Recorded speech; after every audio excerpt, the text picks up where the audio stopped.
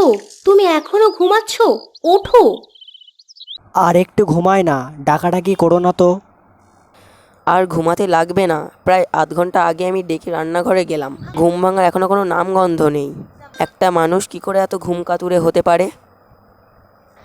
দাঁড়াও দাঁড়াও, উঠছি।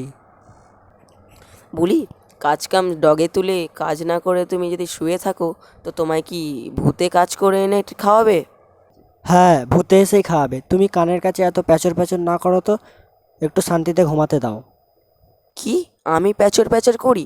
আমি তোমাকে শান্তিতে ঘুমাতে দিই না? ওগো, এ কথা শোনার আগে আমার মরণ হলো না কেন? ধুর ছাত্রা মাথা, আর ঘুমাবোই না, আপদ একটা। কি? আমি এখন আপদ হয়ে গেছি? আপদ নয় তো কি, সারের মতো এত ডাকাডাকি কি আছে? রান্না হয়ে গেছে, ভাতগুলো খেয়ে আমাকে উদ্ধার করো, দিয়ে আমাকে কাজে বেরোতে হবে। মানুষ আমায় এমনি টাকা দেয় না, আমার মুখ থেকে টাকা দেয় না আমাকে। কি আমার কাজের মানুষ রে, অকর্মার ঢেকি একটা। কি? আমি একটা অকম্মার ঢেকি? করো তো একটা অন্যের জুতো পালিশ, আবার বড় বড় কথা। হয়েছে হয়েছে, তোমার সাথে আমি আর কথাই পেরে উঠবো না। দাও, খাবার দেয়, খেয়ে কাজে যাই। উঠে এসো, আমি খাবার বেড়েই রেখেছি। ভালো করেছো। আমি সবসময় ভালো কাজই করি। সেটা তো দেখতেই পাচ্ছি। কিছু বললে তুমি? আরে না না, কিছু বলিনি তো।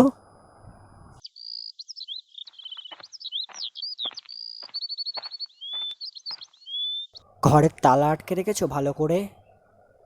হ্যাঁ হ্যাঁ, রেখেছি। তুমি কোন দিকে যাবে আজকে? বাড়ি বাড়ি গেলে ভালো কাজ পাওয়া যায় না, ভেবেছি আজকে বাজারে বসবো। অনেক কথা বলে ফেললে। সেটাই ভালো হবে। তা তুমি কখন বাড়িতে ফিরবে? জমিদারের বাড়ির কাজ, তার কোনো শেষ হওয়ার ঠিক ঠিকানা আছে?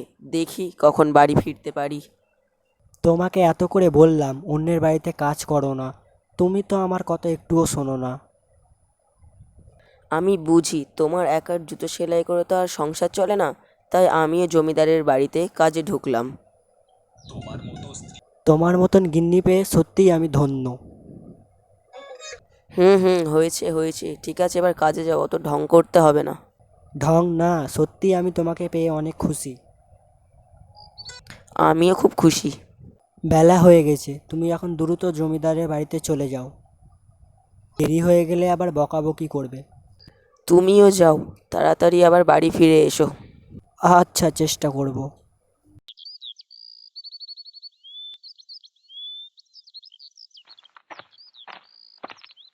কী রে রমা, আসতে এত দেরি হলো কেন? ইয়ে মানে, বাড়ি থেকে আস্তে আস্তেই দেরি হয়ে গেল। মানে কি, কাজ না করলে কি তোকে মুখ দেখে পয়সা দেবো? আর এমন হবে না জমিদার বাবু। এই জন্যই গরিব ফকিরদের দেখতে ইচ্ছা করে না। 3 দিন দেরি করছে, আবার নানান বাহানা করছে। বাড়িতে রান্না করে স্বামীকে খাওয়াতে দেরি হয়ে যায়। ও, তোর বাড়িতে রান্না করে খেয়ে এসেছিস আর এখন কি আমরা হাওয়া খেয়ে থাকবো? মালিক, আমি এখনই রান্না বসিয়ে দিচ্ছি। গিন্নি, ও গিন্নি, এদিকে একটু আসো তো।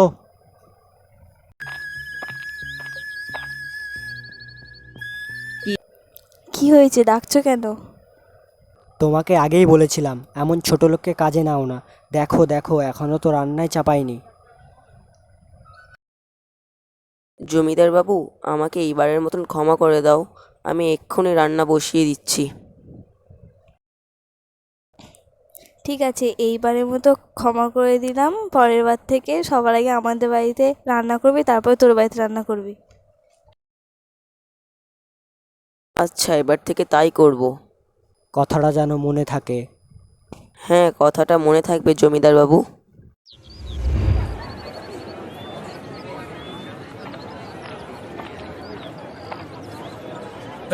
আরে জুতো পালিশ করবে? জুতো পালিশ, পুরনো জুতো পালিশ করে নতুন জুতো পালিশ করো।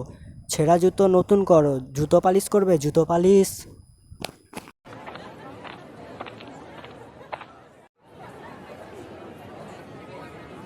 এই মুচি, দেখ তো আমার জুতোটা একটু কাদা লেগে গেছে, একটু পরিষ্কার করে দে তো। পাটা এগিয়ে দেন স্যার, পরিষ্কার করে দিচ্ছি। আরে কি করছিস সেটা তুই? নোংরা কাপড় দিয়ে পরিষ্কার করছিস কেন? ফকিরের বাচ্চা, তোর কাছে কি টিস্যু পেপার নেই? না স্যার, আমার কাছে টিস্যু পেপার নেই।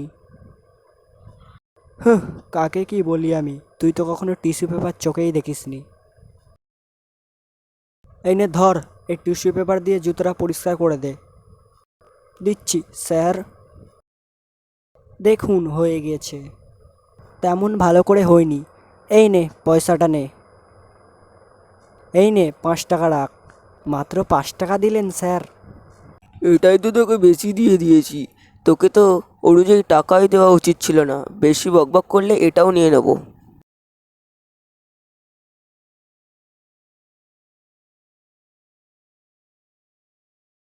ভাই কেমন ব্যবসা চলে আপনার?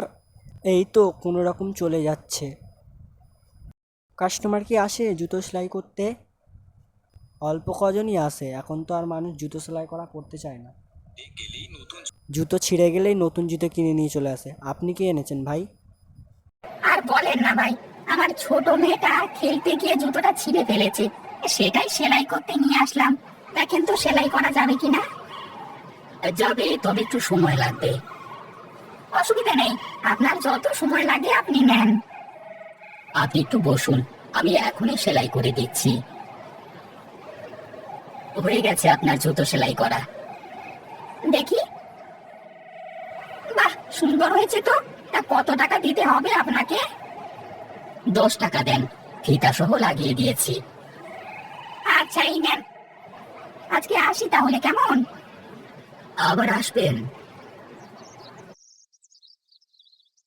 হামিদা, আমার জন্য এক গ্লাস ঠান্ডা পানি নিয়ে আয় তো। নিয়ে আসছি জমিদার বাবু।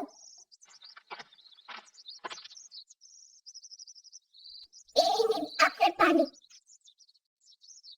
কি ব্যাপার, পানি নিয়ে আসতে এত দেরি হলো যে? ঘরে কি ঘুমিয়ে পড়েছিলিস নাকি? না জমিদার বাবু, ঘুমিয়ে পড়িনি, আপনি বলার সাথে সাথেই তো পানি নিয়ে আসলাম। আবার আমার মুখে মুখে কথা বলছিস? এই নে তোর পানি, তুই খা। ঠিক আছে, আমি আবার পানি নিয়ে আসছি। তোর কাছে আবার আমি পানি চেয়েছি কি? না জমিদার বাবু। তাহলে পানি কে খাবে? যা, রান্নাঘরে গিয়ে মন দিয়ে কাজ কর। আচ্ছা।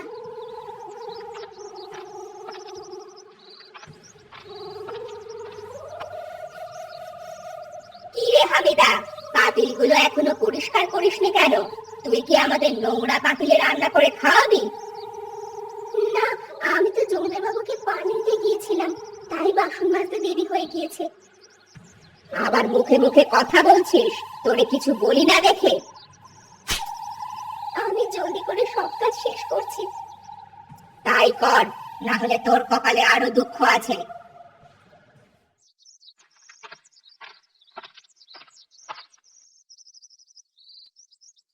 কি ব্যাপার, তুমি কখন আসলে? এই তো কিছুক্ষণ আগে আসলাম, এসেই রান্না বসিয়ে দিয়েছি। ভালো করেছো, অনেক ক্ষুধা পেয়েছে। ঠিক আছে, তুমি গোসল করে নাও, আমি রান্না শেষ করছি। ঠিক আছে।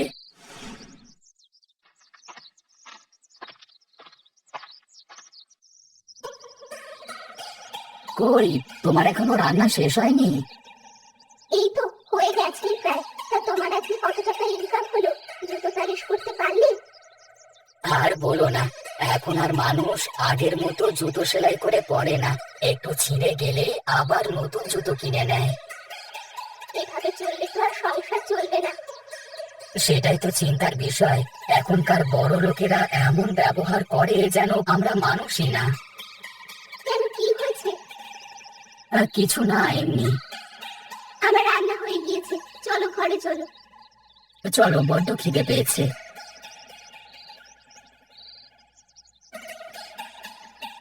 তুমি খাটে বসো, আমি খাবার বেড়ে দিচ্ছি। আচ্ছা।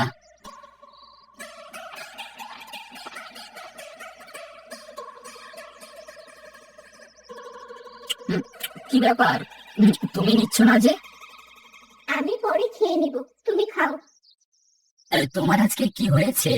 এমন করে কথা বলছো কেন? কই, কিছু হয়নি তো। কেমন করে কথা বলছি আমি? দেখি, আমার দিকে তাকাও তো। এ কি, তোমার চোখে পানি কেন? কি হয়েছে তোমার? কিছু হয়নি।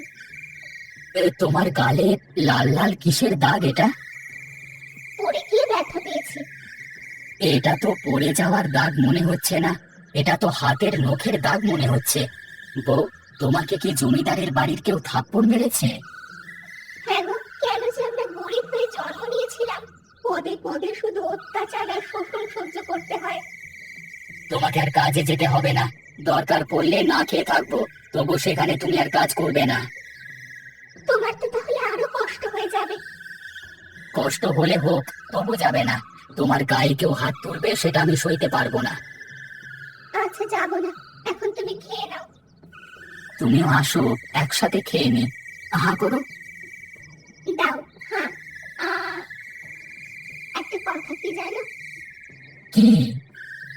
তুমি গরিব হলেও মানুষটা হাজার গুণ ভালো।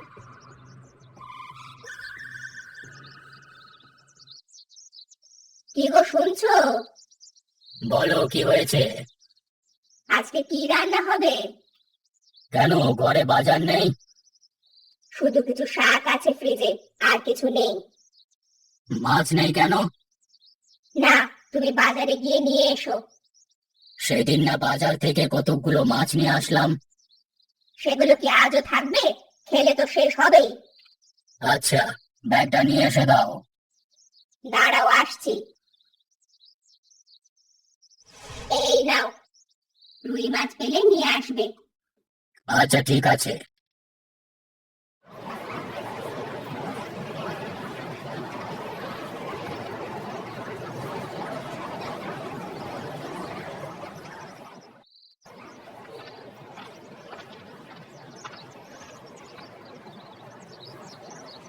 কিরে, রুই মাছ কত করে বিক্রি করছিস? 300 টাকা কেজি জমিদার বাবু। কত কেজি দেবো আপনাকে? তোর কাছে কটা রুই মাছ আছে? 1, 2, 3, হ্যাঁ, মোট 5টা রুই মাছ আছে। এক কাজ কর, সবগুলো ব্যাগের ভেতর ভরে দে। সবগুলো কেন নেবেন? তোর কোনো সমস্যা? না না, আমার আবার কিসের সমস্যা হবে? আমারই তো ভালো হবে আরো। বেশি কথা না বলে মাছগুলো ব্যাগে ভরে দে। জমিদার বাবু, টাকা না দিয়ে চলে যাচ্ছেন যে? কিসের টাকা? আপনি মাছ নিলেন, মাছের দাম দেবেন না? ও, মাছের টাকা? আজকে কাছে টাকা নেই বুঝলি, আরেকদিন দেবো। কি বলেন জমিদার বাবু, এতগুলো মাছ বাকিতে দেবো? তাহলে আমার সংসার চলবে কিভাবে? তুই দেখে মুখে মুখে কথা বলছিস, কানের নিচে বসিয়ে দেবো কিন্তু। আপনি আমার টাকাটা দিয়ে যান, না হলে মাছ রেখে যান। কি বললি? আমার কাছ থেকে তুই মাছ কেড়ে নিবি? দাঁড়া, আজকে তোর একদিন কি আমার একদিন। আরে জমিদার বাবু, আপনি মাঝিকে মারছেন কেন?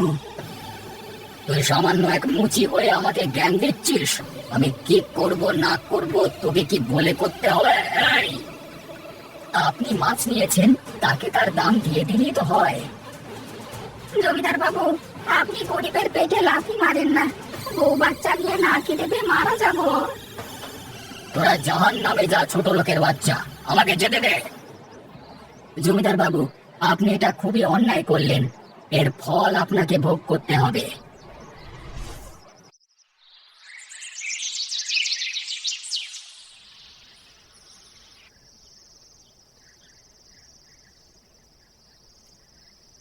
বউ, তুমি কই? আমি ঘরে আছি, তুমি চলে এসেছো? বাইরে এসো। দাঁড়াও, আসছি। বাজারের ব্যাগটা ধরো। আজকে তো আগেই যে বাড়ি ফিরে আসলে, কিছু হয়েছে নাকি? আজকে মনটা ভীষণ খারাপ। কেন, কি হয়েছে? ভেতরে চলো, বসে বলি।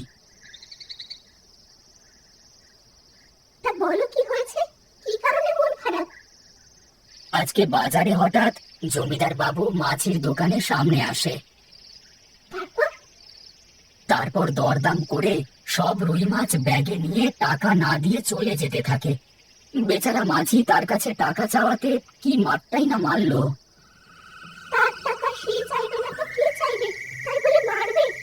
গরিব বলে কি আমরা মানুষ না? তারা ধনী হয়েছে বলে যা খুশি তাই করবে? এর একটা ব্যবস্থা করতেই হবে। হ্যাঁ বউ, এর একটা ব্যবস্থা ঠিক করব। কালকে বাজারের সবাই মিলে আলোচনা করব। গ্রামের সকল গরিব মানুষ, যেমন মুচি, মাঝি, বুয়া, মালি, ঝাড়ুদার, সবজিওয়ালা, ভ্যানওয়ালা, রিক্সাওয়ালা, সবাইকে নিয়ে কালকে বাজারে একত্রিত হব। তাই করো। আজকে রাত হয়ে গিয়েছে, চলো খেয়ে দিয়ে ঘুমিয়ে পড়ি। আচ্ছা আসো, আমি খাবার দিচ্ছি।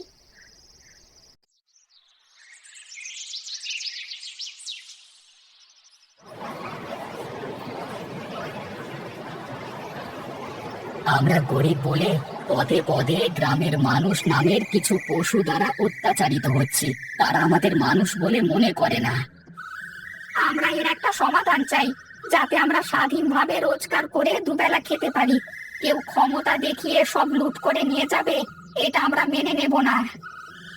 আমরা এসব অন্যায়ের বিরুদ্ধে প্রতিবাদ করব। আপনারা কি বলেন? আমরা আপনাদের সাথে আছি। এই অন্যায়ের সঠিক বিচার নিশ্চিত করতে হবে। আমরা আর কোনো জমিদারের মতো মানুষ কিংবা ধনী যারা টাকার অহংকার করে তাদের কোনো কাজ করব না, কোনো কাজ করব না আজ থেকে। আমরা তাদের কাছে মাছও বিক্রি করব না, দোকানপাট তাদের জন্য বন্ধ, যাতে তারা নিজের কাজ নিজে করে বুঝতে পারে খেতে খেতে কত কষ্ট। আমরা বাঁচতে চাই, কারোর দ্বারা অপমানিত লাঞ্ছিত হতে চাই না। হ্যাঁ, আমরা সবাই এটা চাই। গিন্নি, এক গ্লাস পানি নিয়ে এসো তো। আমি পারবো না। হামিদা কোথায়? তাকে দিয়ে পাঠাও। সে কয়েকদিন ধরে কাজে আসে না, সে আর আমাদের এখানে কাজ করবে না। তুমি নিয়ে এসে দাও তাহলে। আমি পারবো না। সকাল থেকে রান্না বান্না থেকে শুরু করে বাসন মাজা, জামা কাপড় পরিষ্কার করা, ঘর মোছা, এত কাজ করতে করতে আমার হাত ব্যথা হয়ে গিয়েছে। আমি কখনো এত কাজ করেছি? আমার গরম পানি করেছো? না, নিজের কাজ নিজে করো। আমি কি তাহলে আজকে গোসল করব না? তুমি ভালো জানো। কি রান্না করছো আজকে? ঘরে কোনো বাজার নেই, তাই রান্না হয়নি। কাউকে দিয়ে বাজার করিয়ে নিয়ে আসলেই তো হতো। পাঠিয়েছিলাম, বাজার সব বন্ধ, তুমি যাও। বুঝেছি, আমাকে যেতে হবে।